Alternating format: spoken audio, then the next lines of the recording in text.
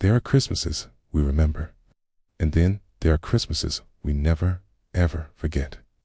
For millions of Americans, the winter of 1978 was one of those moments.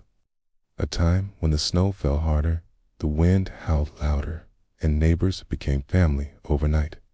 This is the story of the Great Christmas Blizzard of '78, and how communities came together to survive it. In the days leading up to Christmas, no one really imagined what was coming.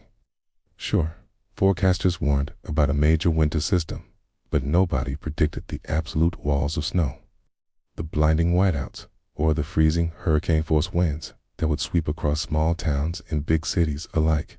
It was business as usual. People went to work. Families were out finishing their last-minute shopping, that frantic energy in the air that only comes before a holiday. Kids had their noses pressed to frosted windows, just hoping for enough snow to make Christmas a little more magical. But instead of a little magic, storm delivered something far beyond that. It delivered history. By Christmas Eve, the world outside was vanishing. Roads disappeared under snowdrifts that grew taller than trucks. Cars were frozen solid in their tracks, becoming icy statues on abandoned streets. Power lines, heavy with ice, snapped under the strain, plunging entire regions into darkness and silence. Neighborhoods were buried so deep that front doors wouldn't even open. The world went eerily quiet, except for the constant, deafening roar of the wind.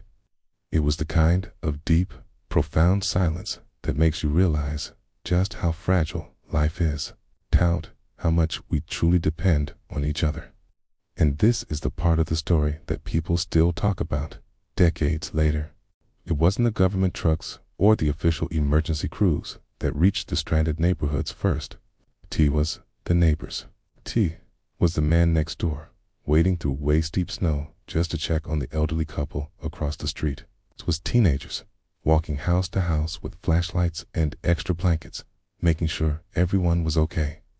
It was mothers, heating up pots of soup on old gas stoves and sharing them with anyone who needed a warm meal. It was farmers, firing up their tractors to clear paths where the big city snowplows couldn't possibly reach. And in so many towns, families who barely knew each other's names before the blizzard. Well, they ended up sharing Christmas dinner by candlelight, all huddled together for warmth and company. For that one night, the world didn't feel divided or angry. It felt small, close, and deeply, deeply human. With the power out everywhere, Christmas turned into something completely different, something almost sacred. Children played card games and told ghost stories by lantern light instead of watching TV.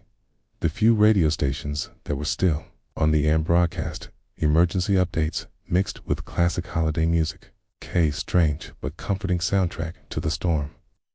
Neighbors worked together, melting snow on their stoves for drinking water, and families gathered around fireplaces, wrapped in every blanket they owned, just listening to the storm howl outside their windows. There were no phones ringing, no TV specials, no digital distractions. It was just people, just connection. It's Christmas. It's maybe the way it used to be. Ask anyone who lived through that Christmas, and they'll tell you the same thing. The storm was terrifying, but the togetherness was unforgettable. In a strange and powerful way, the blizzard of '78 reminded people what the holidays were really supposed to be about. Not the presents, not the shopping, not the rushing around, but community, compassion, and our shared humanity. It was a storm that turned strangers into friends, friends into family, and ordinary people into quiet, everyday heroes. Maybe that's the real reason so many Americans still talk about the Great Christmas Blizzard of '78 today. It's not because of the historic cold, but because of the incredible warmth they found in each other. If you lived through that winter, or if you remember hearing stories about it from your family, please share them in the comments below. We would love to read them. And don't forget to like, share, and subscribe. Make sure you turn on notifications so you won't miss the next nostalgic story from our shared past. Thanks for watching.